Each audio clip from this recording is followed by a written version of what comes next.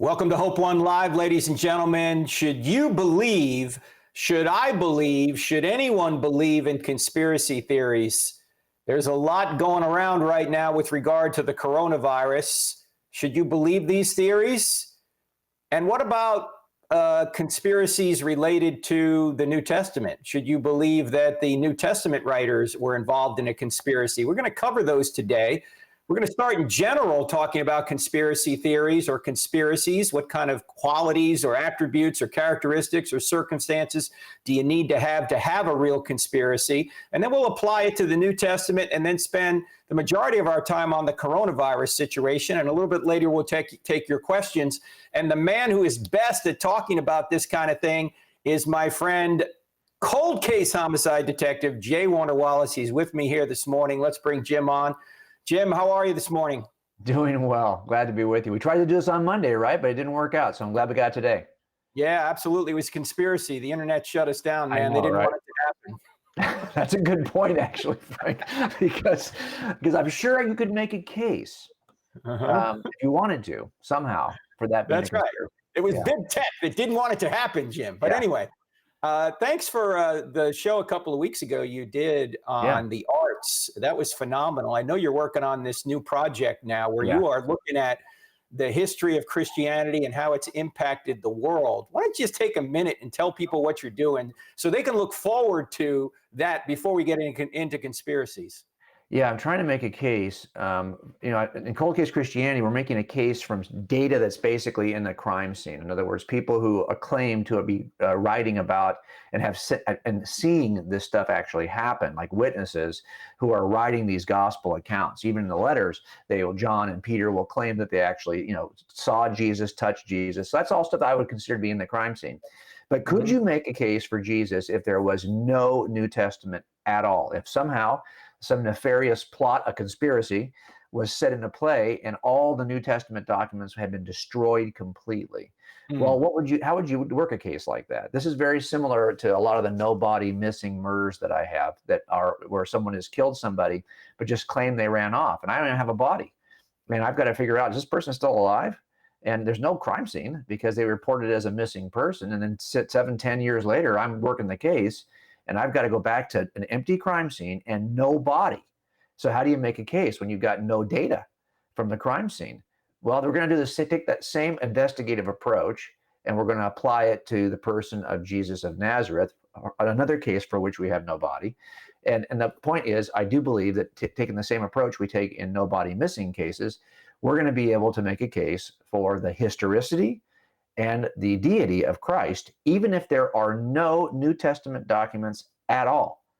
So a lot of this is going to be kind of impact that Jesus had on culture. And so a lot of the stuff I'm looking at is, and I had no idea when I proposed this idea for a book to Zondervan, I had no idea where this was going to take me. And I have spent over a year, as you know, creating the visual presentations for this. And I was just grateful the other day when I had a chance to show like one chapter of the book visually. So that's my goal is to I won't probably be able to finish all the chapters visually before I have to start writing because I have a deadline, but I'm going to do my best. Well, go back to the Hope One show from a couple of weeks ago, ladies and gentlemen, to see that. It is amazing the kind of work that Jim does and how he puts everything visually. And in today's visual culture, that's absolutely necessary. Now, for those of you who don't know about Jim Wallace, his first book is Cold Case Christianity, which if you don't have, consider yourself undereducated. We're only going to talk a few minutes about what's in this book today. So you can go further by getting this book or DVDs, or go to his website, Cold Case Christianity, and sign up for his email and his blog there. He's been on Dateline 5 times for solving murders that are decades old, more than any other cold case homicide detective. And so, Jim, you're very familiar with conspiracy theories, and you're very familiar with the motives that people have in order to carry out a crime or a conspiracy. Yeah. Let's start with motives. What are the motives that people have to commit a crime or create a conspiracy? Yeah, the only time anyone does anything they shouldn't do, they're driven by something. What is motivating them? And people like to think about that. And it's really quite simple. It's either going to be sex, money, or the pursuit of power. And that issue of sex, money, and the pursuit of power, That helps you to investigate cases because you can actually go to motive and think to yourself, okay, well, who would have an advantage? Who would have something to gain from either sex, money, or power that might do such a thing, do this murder, do this crime, whatever it may be. And those really are quite simple motives. Now, people will offer sometimes, well, what about like jealousy? Well, what are you jealous about? What about vengeance? What are you feeling vengeful about? It's going to come back, if you drill down deeper, to one of those three motives for any misbehavior. So if you're looking at a large conspiracy that you think has taken place either today or in the past, one of the things you do want to ask is, why would somebody, what does it cost them to lie and set this in place? And then what do they gain? And what you're looking for in terms of gain is going to be in sex, money, or power. And of course, you also look at what the cost is, because if the cost is too large, it's less reasonable that somebody would do such a thing. But more importantly, you and I both know that I'm not somebody who says that there are no conspiracies that are successful. Of course, there are. The problem is you just don't know about those because those never got caught. A successful conspiracy stays a mystery that no one's investigating. That's the success of it. But most conspiracies that we talk about and that are uncovered later, like right now, we have a political landscape where both sides are trying to argue there's a conspiracy or conspiracy. Well, if it's brought to light that people conspired to do something they shouldn't have done, the conspiracy failed. And the reason why it failed is because it didn't have one of the 5 things that we always talk about that are necessary in a conspiracy to succeed. So those 5 things are simple. 1, you have to have the smallest number of co-conspirators, because it's easier for 2 people to tell a lie than it is for 2,000 or 200 or 20. It's just easier if you have less people. So if you're proposing there's conspiracy involving an entire sector of the federal government and maybe even part of the media, I'm not going to go with that, more than likely, okay? Because eventually it's going to be uncovered. Too many people are involved. That's the second point. You want the smallest amount of time to hold it. It's easier to hold it, to tell a lie and keep a secret for a day than it is to tell a lie and keep a secret for a year. So if you're suggesting this is a conspiracy that's been successfully run for 60 years, some conspiracy theory from the past, I'm less likely to believe that, because these are things that are needed. Small number, short period of time. Third thing, excellent communication between co-conspirators. When conspirators get separated and tell separate stories, things start to break down. You have to be constantly talking to each other to say, what are you saying to everybody? What are you saying to the investigators? What are you saying to the press? These are things you have to constantly be in good communication with. And then the fourth thing is, if you can do this with people who are so fundamentally important to you that you would never betray them, usually that's family. Like if they got a conspiracy between a son and a mom, good chance people are going to die for that because they love their mom or they love their son. But the less relationship you have, the less connectivity you have with the co-conspirator, the more likely you are to give up the ghost. And the last thing is, avoid pressure. Conspiracies that have been constantly investigated are far more likely to be exposed than conspiracies that fly under the radar and no one ever asks a question. So those 5 things are fundamental if you want to have a successful conspiracy. As a matter of fact, when I was an atheist and I was looking at the claims of Christianity, one of the things that's often offered by skeptics is that this entire thing about the resurrection is just a lie. Okay, well, if it's a lie, if it's a conspiracy, how large is the conspiracy? Well, it's going to be at least 500-600 people, because we know in 1 Corinthians 15 that 500 people were available to the church in Corinth. Paul says to ask questions. Most of them are still alive. That's part of that early creed in 1 Corinthians 15, 3-8. We know that there's at least 120 in the upper room. They're trying to pick a replacement for Judas. It's not just the 12.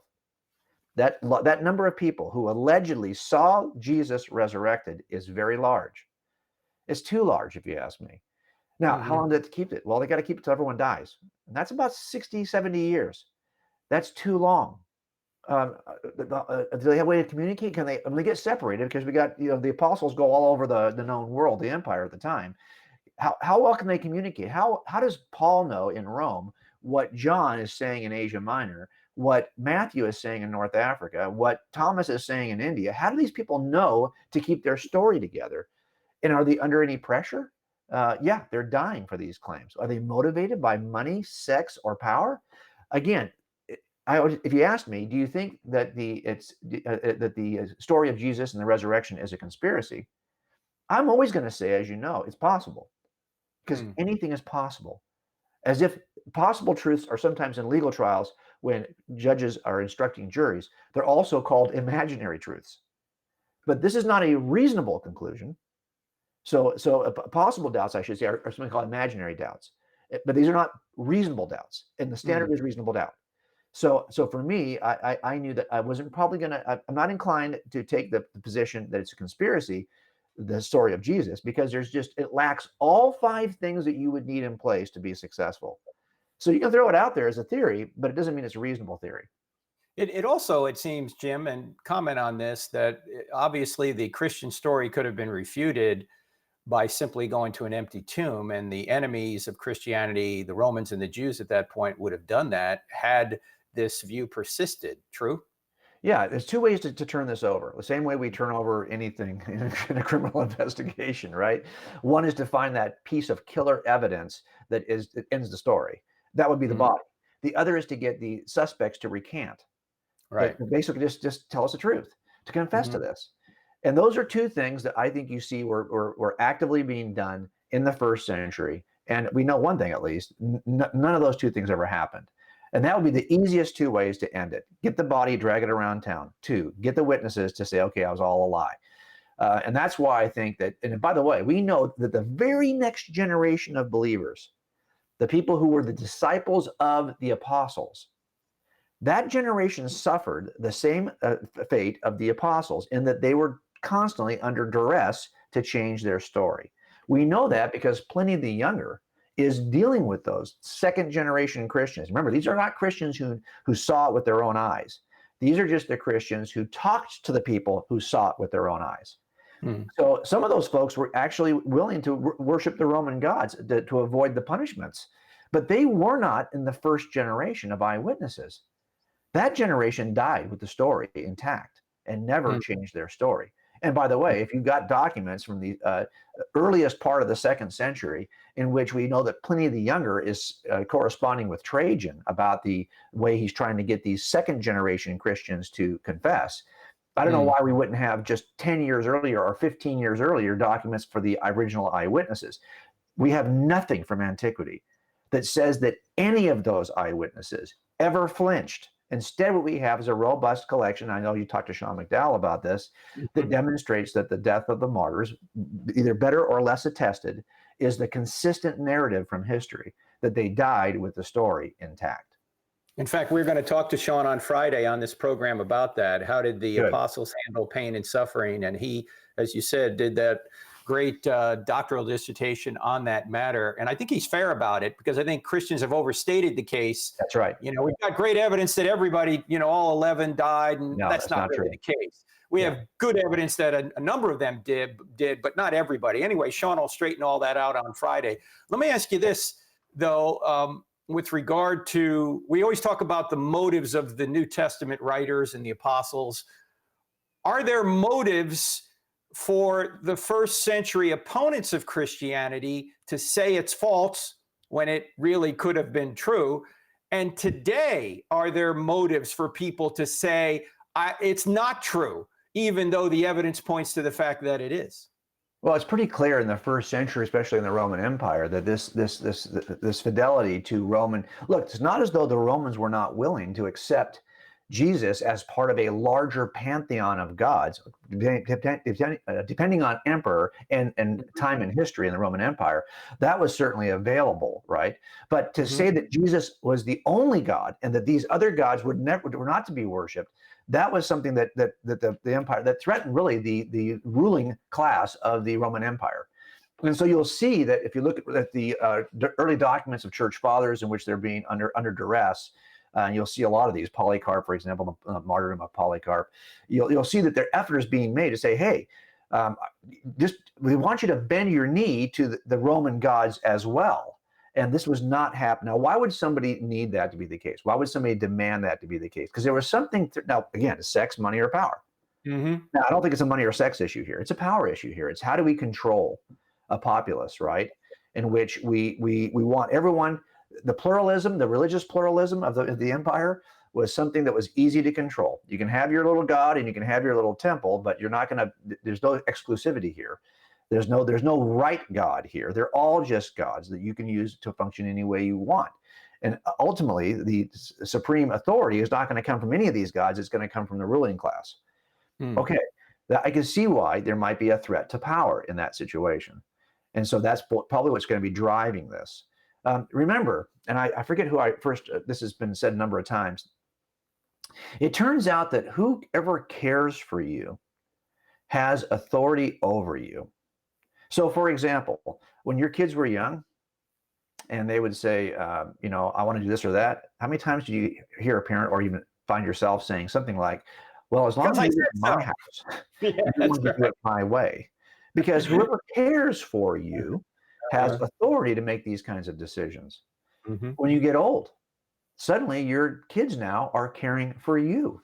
And guess what? The authority switches because they are the ones who are doing the caretaking. So the same thing's happening in government systems, right? If the government is caring for you, and sometimes it feels good that I don't have to care for myself. If I could just relax and let everything come from the government, that's fine, but you'll lose your freedoms because whoever cares for you has authority over you. That's why most of us would say, you know what, I want to be able to care for myself. Although it's more, I have to go out and earn my own living. I have to go out and do those things that I'm caring for myself. But then at least this is why the idea of whoever is a threat to liberty, because to allow somebody to care for you, while it might give you a day off today, it will be a day off that you will have to live their way. And that's, I think, a choice that most of us, at least in our country, right, we're kind of a don't tread on me kind of culture from the very beginning. I think that's a price that for a lot of us is probably too high. And it has nothing to do with politics. It's based on the simple principle that whoever cares for you has a right to have authority over you. So what would have been the motive, say, for the Pharisees and or the Roman authorities? What motives would they have to say Christianity was false, or at least to squash it? Well, the same reason why I think we would say that we want to make, okay, from the perspective of the Jews is different than the perspective of the Romans. So from the Jewish perspective, this is about a control of an area, power over an area. This is why the idea that Paul somehow is lying about this and that he writes most of the New Testament is ludicrous. He already had the position of power, authority, and respect as a Jew that somebody might claim he's trying to get as in a new system where he'd be respected as a leader in that system. Really? I mean, okay, you're going to suffer all the stuff you suffered to get what you already had. But that demonstrates that the Jews had something. They had power. They had the ear of Rome. They had a council that was still left in place. They had convinced the Roman Empire to rebuild the temple. Okay, I mean, they actually had a position of authority within a governmental structure, and competitors to that authority that would actually say, no, we're the actual real religion, and actually is trying to convince Jews, at least initially, to join this new band of Christians because the Messiah is here. If you can't see that's the threat to my ability to speak truth as the authority for truth. Because now what they're saying is, no, actually, who's better to speak for God? The class of religious rulers who is seeking a Messiah, or the Messiah himself. And so I could see how that threat to power and control and authority. Now, when I say power, let's be careful to understand that it's nuanced. So what I'm not saying that Jews had power, but they had authority within the group they led that was under threat. Sometimes that pursuit of power that leads to a murder is just that somebody gets disrespected. Yeah, he looked at my girlfriend. That's disrespectful. That's a power thing. It's just a nuanced version of power. When somebody does something to become famous, that's in the category of power, even if that fame doesn't even result in financial gain. Well, it might just be that I want to be the most popular Instagrammer, and I'm not planning on monetizing my Instagram. I just want to have likes or hits or views. That is a subset of power, because that's driven by the way, this is in 1 John, where it talks about, the lust of the eyes, the pride of pride is really the issue here that drives a lot of this. And I think from the perspective of Jewish believers if you read the writings of the rabbis in the first 500 years as they describe Jesus or Mary or Joseph, it's clear that they have great disdain for the central characters of Christianity in the first 500 years. And a lot of that's because it threatens the authority that they held as religious authorities. Hey, one thing I realized, and this is, we can kind of shift this toward COVID-19 right now, Mhm. is one thing I realized early on as an author, I know you've realized this too, is that clever titles don't sell books. Although you have the best title, okay? No, favorite name is probably the best title. It got But what people I'm to at saying is least buy it.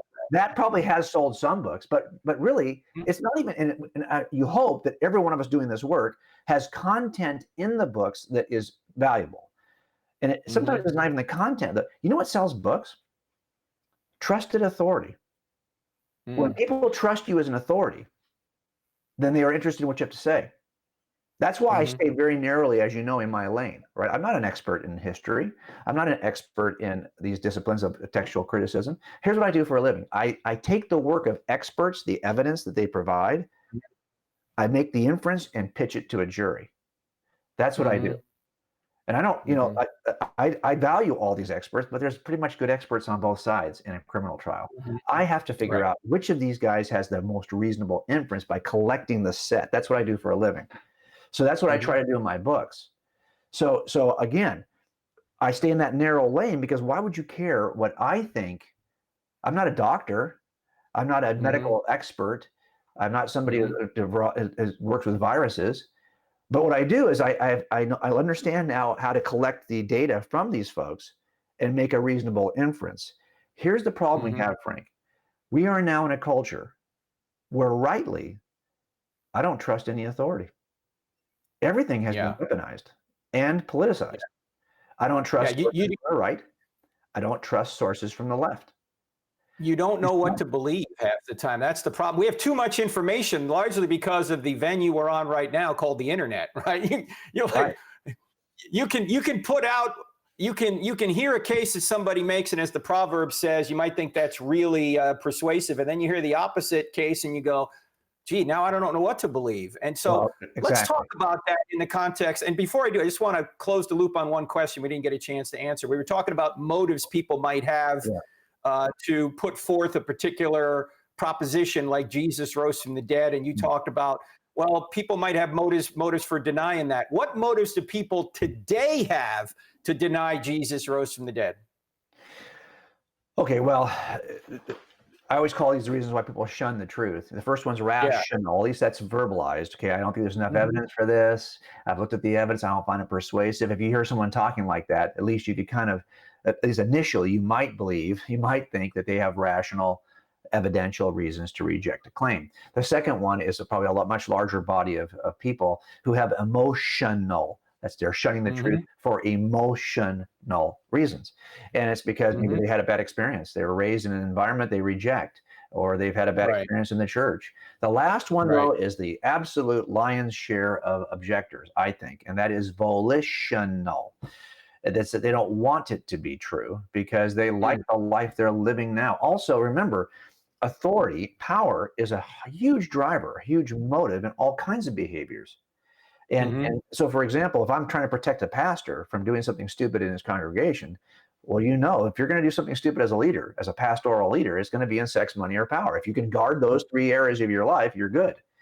So the Mm. same thing happens here, right? Where people will have a volitional desire to believe certain things because they want to be the authority in Right. their lives that gets to Mhm. judge whether or not their lives are good or not, whether or not their Mm. desires are worthy, valuable, purposeful, or even moral.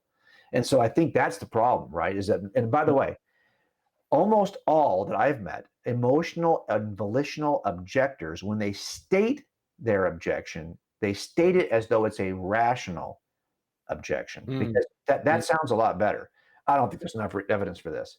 You're going to have to drill down a little bit deeper because Right. almost everyone's going to say it that way, even when they hold emotional or volitional reasons to. And this is one of the things we try to do in jury selection. We have a voir dire process because we're trying to get to people and make sure we understand enough about them. So if this suspect is a redheaded female who's 30, and I've got a juror who happens to have a redheaded daughter who's 30, and it cannot let go of the visual similarity or something, right? Or she's got a soft spot for this. I can't put you on a jury because you're going to make an emotional choice rather than a rational choice based on the evidence. So a lot of what we're trying to do in 4-hour process is strip out the things that might cause you to make a decision on anything other than the evidence. Mm.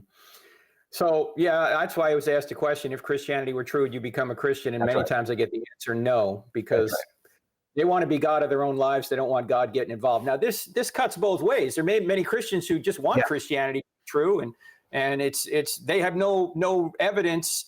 If you ask them for evidence as to why it were true, they couldn't answer. They just want it to be true. So it cuts both ways. So the volitional and emotional objections or reasons won't tell you whether something's true or not. You got to look at the evidence for that. So that's a great point you're making. I just was reading this article yesterday, and we can kind of transition with this. And it's article at Get Religion, and the article says, "Plandemic News et al. Why do so many religious believers quickly embrace conspiracies?"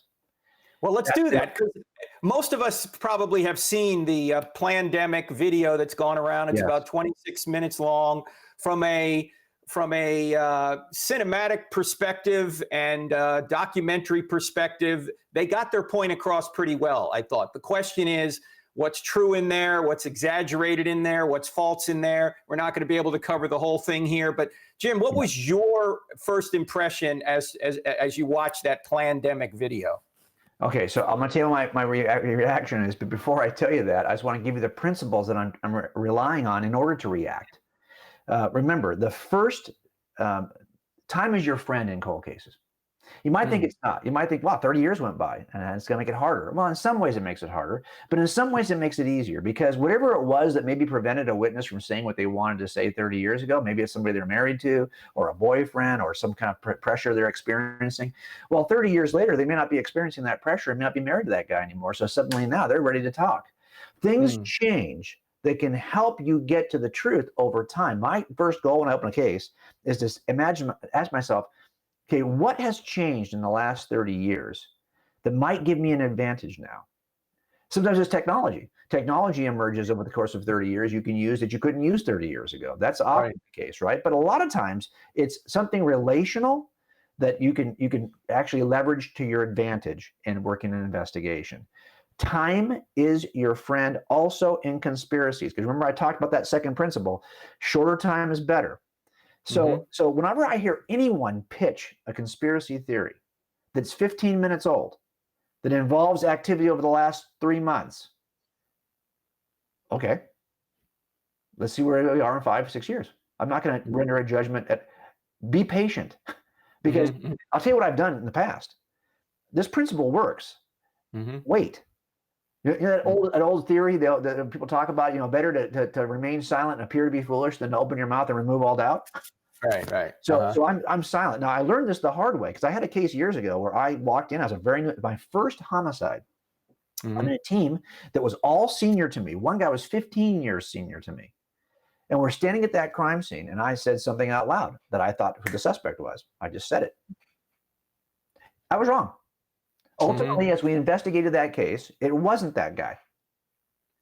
I never had the respect of that team again until each one of those guys retired off the team and I was the senior guy, and no one was there who remembered what a stupid fool I was earlier.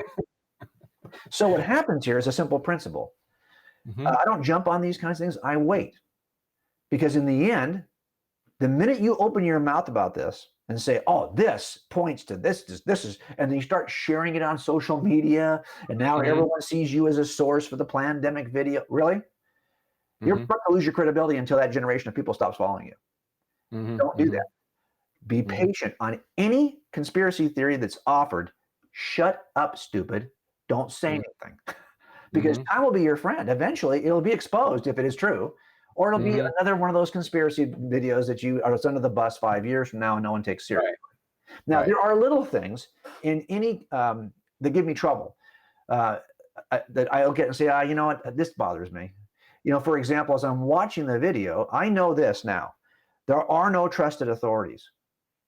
Honestly, I've heard people say, I feel like I need to go overseas to a country that doesn't have the same political structure as us to hear how they're reporting something, to know that maybe I've got a neutral view of it. Because here, everything is politicized. So if I said to you that if you knew I was inclined to want to open the country up right now, you're automatically going to make a decision. That's a right-wing nut conservative who doesn't care about people dying and all is about his money. That's how it's been politicized. And if I say on the contrary, no, I think that actually the number of deaths are high enough to keep us locked down, you're going to say that's a left-winger who thinks that he wants to control everyone's lives. Do you see what's happened here? Everything has been politicized and weaponized. There's no view I can take that doesn't fall into one of those extremes. So here's the policy I try to take on any of these. When I hear a news report, I don't use the news report to embrace the inference. Instead, I see it as a starting point to chase the evidence. Here's what I mean. I don't care who reports it, left or right. If they say, so X said so-and-so, X said such and such, well, okay, now I know where to go. I need to find that video of X saying what he said. 'Cause I don't trust this knucklehead to give me the proper inference. I'm not going to accept his inference. I'm going to chase the evidence. He's drawing his inference from 3 or 4 pieces of evidence. People said this. That just means I have to go out and find the entire contextual statement. So if it's somebody is saying like Fauci said this, well, okay, that's been clipped. That's been edited. That's part of the inference. He's drawn an inference already and edited this thing to fit the inference. Okay, I'm going to go out and find that. I got to go out and find that entire thing to see if anything that person is saying is true. Now, look, is that a pain in the rear? Yeah. But here's what it means. It means that anytime anyone in a criminal trial comes to me as an expert and he says, this means this, I got to say, take the extra step. Because I'm thinking already, what is the defense team going to do with this knucklehead? So I'm like, okay, what are you basing that on? I'm basing it on this, this, and this. Okay, I need to see this, this, and this then, to see if I think that this guy's inferences are reasonable from the 3 pieces of evidence he's using to draw an inference. So anymore, when you're watching a news report, stop swallowing the inferences. Just use the news report as a way to start chasing the evidences. Then here's the problem with that, Frank. That's a lot of work. Yeah. And a lot of people aren't, they just want, isn't there a trusted source that I can just, okay, I'm listening to everyone on both sides. I'm here during the day and I'm doing a lot of visual work on this next book, and a lot of it's mindless. I can do the visual work while I just need something to listen to. And I listen to sources on and I will tell you, from the right to the left, everyone says something that's more of an inference than it is evidence.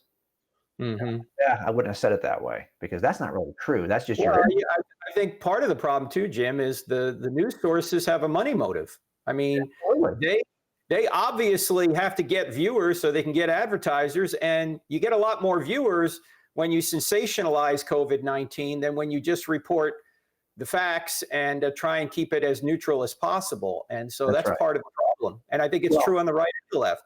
I think Fox News, MSNBC, CNN, they're all jaundiced to a certain extent. Yeah, no, absolutely. I think there's actually a working framework out there for a new kind of news agency that does this, like a Drudge Report, but does it differently, where you take whatever the issue is, whatever the event is, get one source from the right, one source from the left, flip a coin for every single event so that source is put first or second, and just have every event that happens in the country reported by 2 competing sources, side by side. It's called allsides.com. So you guys can go to allsides.com and you'll see the stories labeled left, center, right.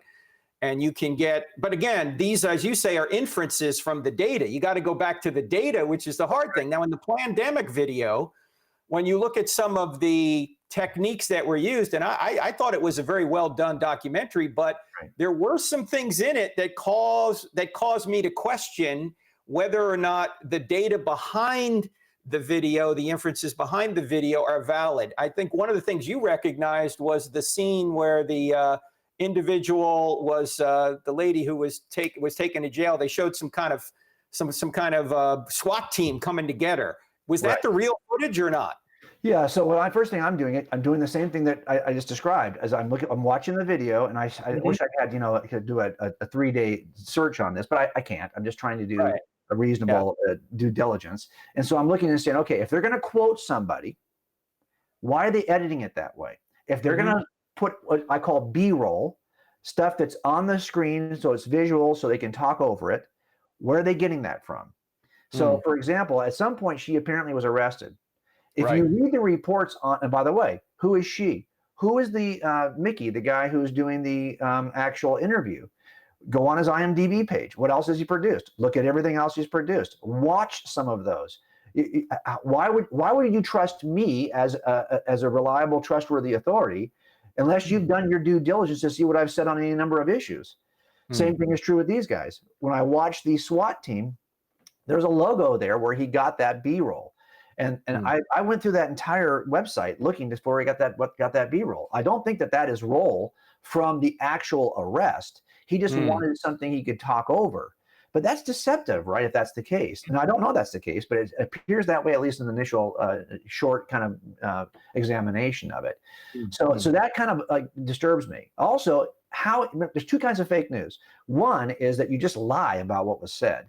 But the other is what you do report on, what you don't report on, and how you edit and trim what you do report on. So that's another way of trying to influence someone's view by twisting slightly the manner of the evidence. So, for example, people have been talking a lot about how Fauci said a couple of years ago that he expects that at some point in the next couple of years, we'll face this large pandemic. That's being made as part of an argument that they're somehow nefariously preparing for this in advance, that they may even be responsible for this in advance.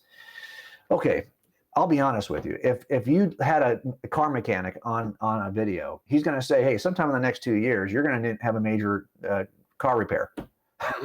Why? Because car mechanics, they do car repairs. And in the end, they kind of justify their existence on the basis of your future need for a car repair. Right? Okay, I get it. Same thing is happening here. By the way, you can't read that in the tea leaves between HIV, Ebola, MERS, SARS. You couldn't, I mean, these things have happened. No kidding. I can make that claim right now for the next 10 years. Okay. It does not mean I'm actually working it back behind the scenes to create a new virus to release on the world. So I think we have to be careful about how we infer certain kinds of claims and put them together. Let me give you another basic principle that will help you. When I work cases, there's always this sense that maybe this is part of a larger kind of connectivity. Pretty much 99% of the time, it's not. It's just that there's a crook at the very end who sees an opportunity that he seizes on.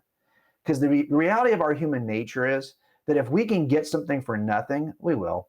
And if we can get something for less work and less effort, we will. If we have to involve a lot of other people we have to split the profit with, we won't. If we have to involve a lot of other people, it's going to take years to get what we could. So what happens is events typically fall in a certain manner. And then a crook comes along or a bad guy comes along and he says, oh, you know what? That's an open door. I'm going to walk through that open door and take something. It's not because he plotted to make all those events happen. He just saw the opportunity at the end. I've learned when I'm working these kinds of investigations, criminal investigations, that it's far more likely you've got an opportunistic suspect at the end than a series of connected suspects who develop this. I think something similar is happening here. There's no doubt that with the situation we're in, there are opportunities for both sides.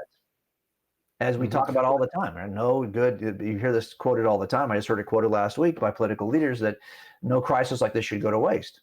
And so what you see are people, I don't think they're responsible for the crisis. I think that like many people, they want to take advantage of the opportunity of the crisis. But I'm resistant to the idea that it's part of a larger conspiracy. It's far more likely just somebody who's at the end of this mess going, hey, how can I leverage this to make my life a little better or to gain those things in sex, money, or power? Well, that's what I wanted to ask you before we go to questions here, Jim. And that is, it seems to me, and correct me if I'm wrong, that there's a distinction between a conspiracy, which requires covert coordination. There's a distinction between that and an opportunistic person saying, I could get sex, money, or power out of the current situation. For example, let's just say, well, they've already admitted it. The CDC or let's say Dr. Birx, who is one of the two main figures who are the medical experts who are advising the president, said on March 29th, she said that any death that could be possibly COVID, we're going to report as COVID. So basically, the numbers might be inflated because of that. They've actually said that. They've admitted that. Yeah. Now, you saw like an additional 3,000 or 4,000 people that day were added to the death rolls. Yep. And now people who are going into hospitals for a heart attack, if they also have COVID, are being treated or being they're being coded as a death from COVID, even though really it was the heart attack that killed them. Now, why might people do this? Well, it could be a couple of reasons. One reason might be we want to cover our butts because we locked down the whole country and we want to make it seem like that was a legitimate thing to do in hindsight, rather than saying, not that many people died. It was more the older people that we could have sequestered and kept everyone else working. That might be a reason for people doing this, but it wouldn't be a conspiracy necessarily, would it? Right. That's the look. In the end, whatever position you fall on, we never should have locked down. We should have been like Sweden the whole time, or we should be locked down until we have a cure. Whatever position you fall on, at the end, you're going to want to defend your position, right? Because you have skin in the game. So I get that. This does not mean, though, that there's been a vast conspiracy from the beginning to over-report the numbers, because there was a nefarious plot in January that they are just now beginning to effectualize in May. That's two entirely different things. But here's the bigger issue, Frank. Why is it? And this is why this article, like Get Religion, got me. This idea, why do so many religious believers quickly embrace conspiracies? That does, look, am I crazy? Are you seeing the same thing I'm seeing? If you go on Twitter, the people who are advancing these kinds of conspiracy theories, especially the pandemic, are probably most of the people that you know from our work in churches. So is that true? I have a sense, at least anecdotally, that that's true. I could be wrong. But if that is true, why is that true? I'm struck by something that Peter Boghossian said years ago when he wrote his book on how to create atheists, right? How to have conversations that are evangelistic from an atheistic perspective, how to deconvert Christians. And he made a very interesting point. Here's what he said. He said that there's no point in talking to these folks, Christians, about evidence, because that's not how they became a Christian. What we need to do instead is to talk to them about the important role that evidence ought to play in their decision-making about epistemology. And he calls all these folks street epistemologists. So I thought when I heard that, I was like, whoa, you know what? That sounds like us as Christians helping when we take trips to Salt Lake City to talk to Mormons.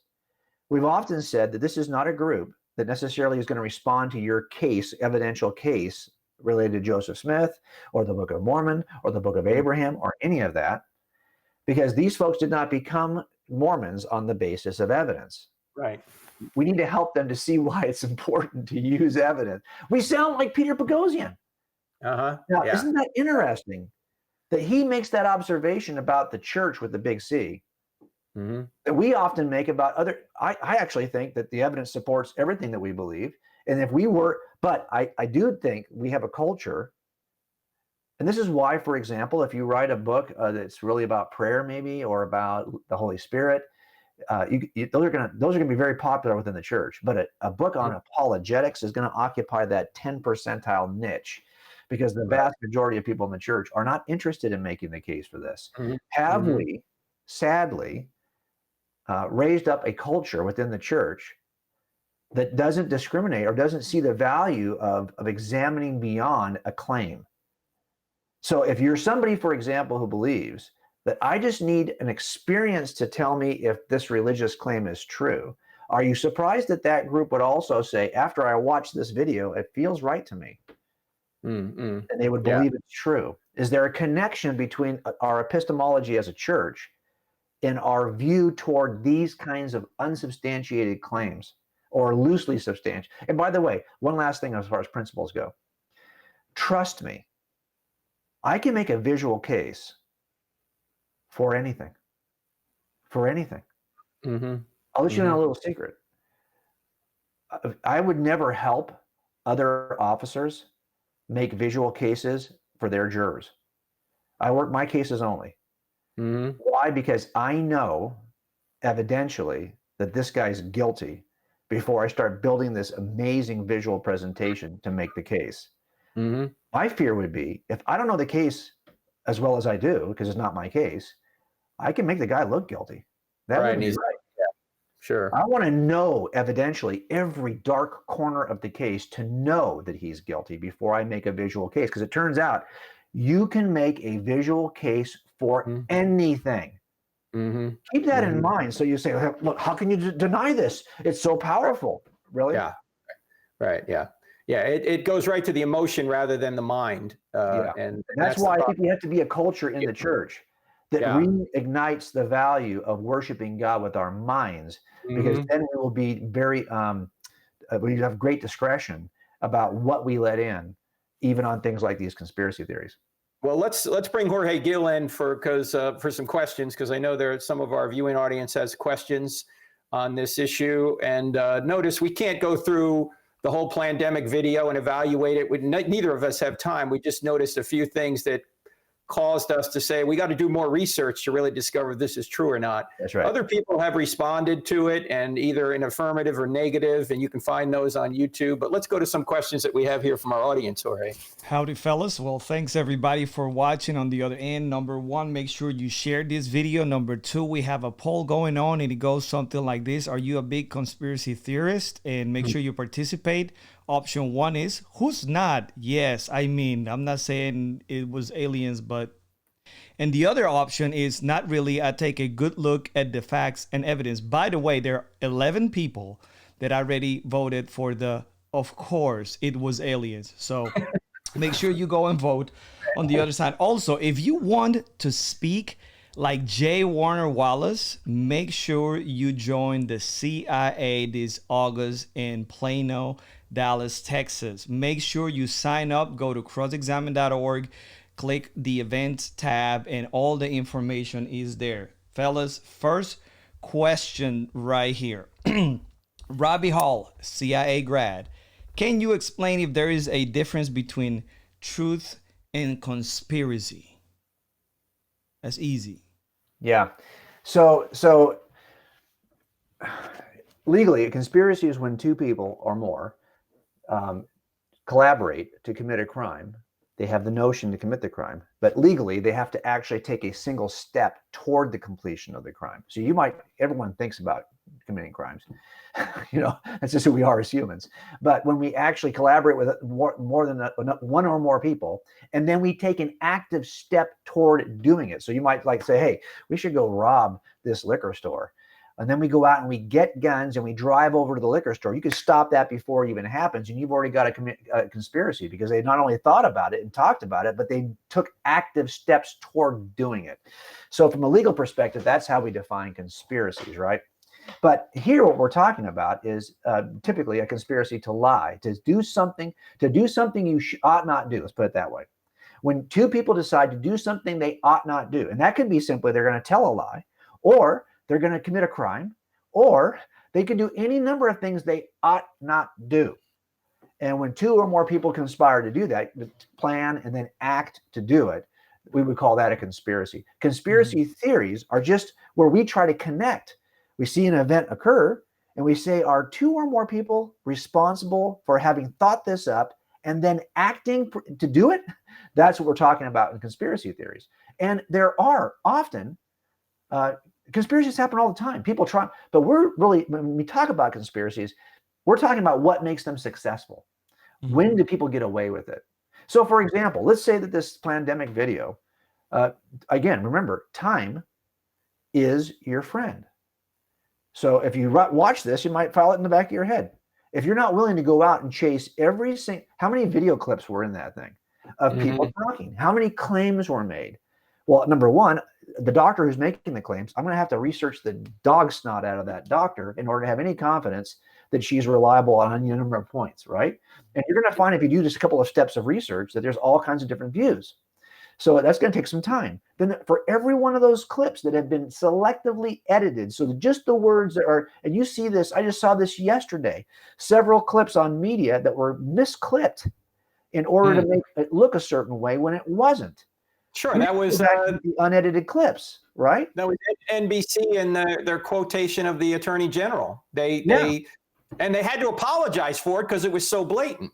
Right. So you see this all the time. So again, you'd have to go back for that means if you know what happens, you'd have to go back on every single, I think there's probably like 10 or 15 clips there of doctors talking, right? And so this is the problem, is that you can, like I said before, I can find videos of these two guys hanging out together, and I can make someone look guilty with a narrative that is a voiceover, but doesn't mean any of it is true. And all I'm suggesting is, whatever your position on this pandemic video is, I would hope you hold that position, not because you watched the 12 minute, whatever it is. 26-minute video, yeah. 26. I mean, no, that should have started a 3-day investigation before you even open your mouth with a decision. Well, Jim, if all you're doing is watching the 26 minutes and rendering a verdict and then throwing it on all social media, shame on you. According to a doctor here locally in Charlotte, he was saying that a couple of the doctors quoted in that pandemic video when they said, why are we being pressured to put this down as COVID-19? These people weren't even doctors in a emergency room or a hospital. They were in an urgent care clinic, and they own it. So they wouldn't be pressured anyway. They're the ones that have to decide. And my friend, Dr. Dan Eichenberger, just sent me the CDC's guidance on how you decide whether somebody died for such and such a disease. And it's convoluted, and it basically just says it's just the doctor's opinion as to what the person died from. Now, if the pandemic video wanted to make the case that the numbers were inflated, they could have just gone to Dr. Birx and said, we're just going to count everything. Anyone who has COVID-19, if they die, it's COVID-19. They could have just done that, but they deceptively, it seems, if this other doctor is right, and I haven't checked him out. Right. Exactly. If he's right. Exactly. So it's just a can of worms to try and figure out who's telling the truth. Right. Well, and a lot of times, so let's be honest, there are those things in our life that we have to make the firm decisions on. And then there are those things in our life that they're optional. So if it's something I'm trying to decide if my son is telling me the truth about, he's late coming home last night. My kids don't even live with me anymore, but if they did, you got a teenage kid and he comes home and he's late and you're kind of wondering that's something you ought to investigate to a certain level, because that's something that you do need to make a decision about.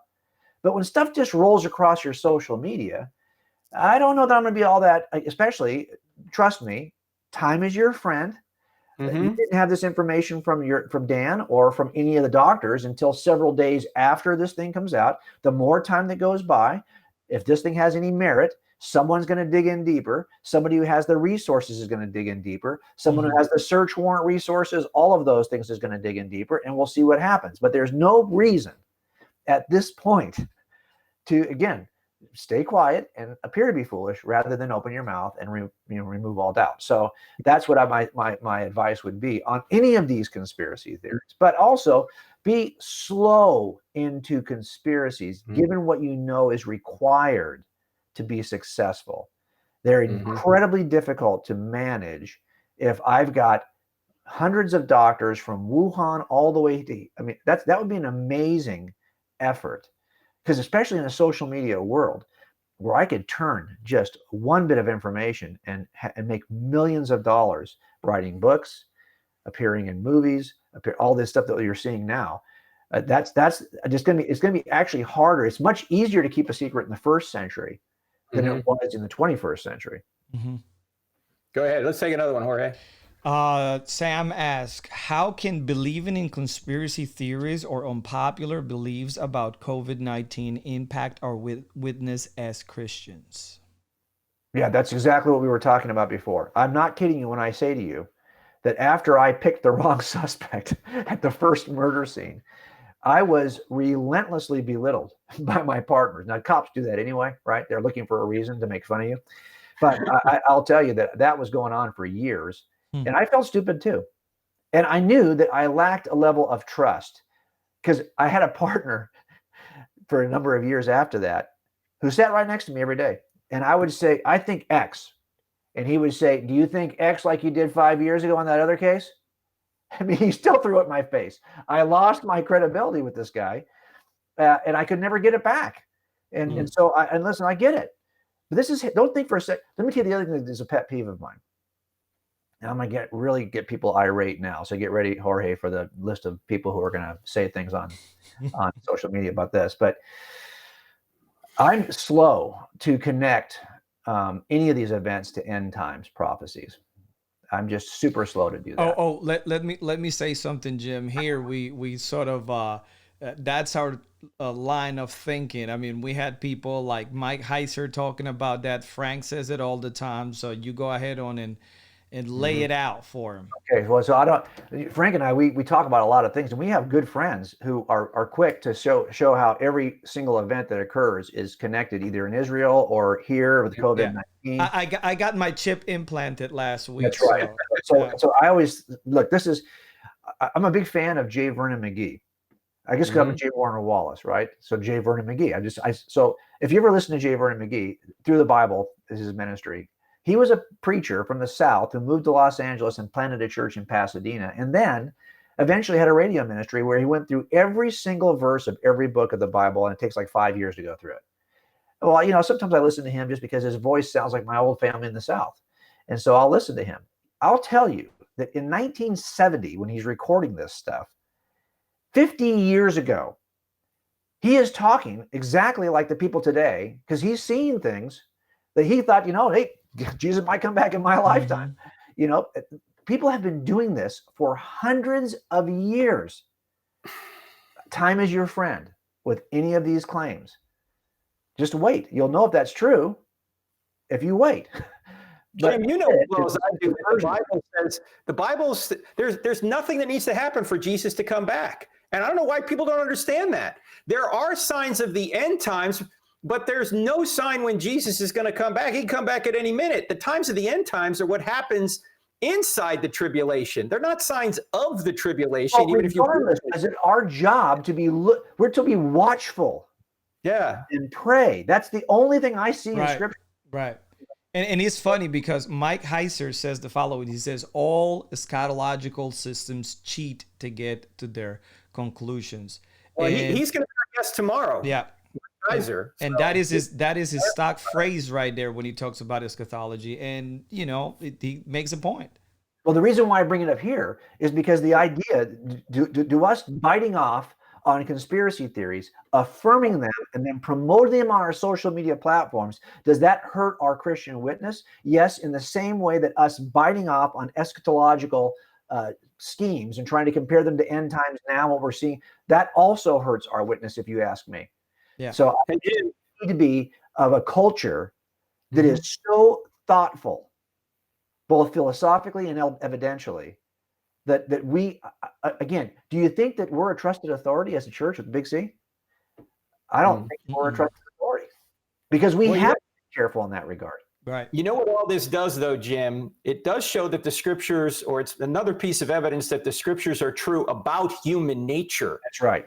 That mind, we talked about it before about what John says in 1 John, the only thing in the world are the lust of the eyes, the lust of the flesh, and the boastful pride of life, sex, money, and power. Yeah. So whether or not you believe in conspiracy theories, if you do believe in them, you realize that, well, this is possible because people are evil. We're all evil.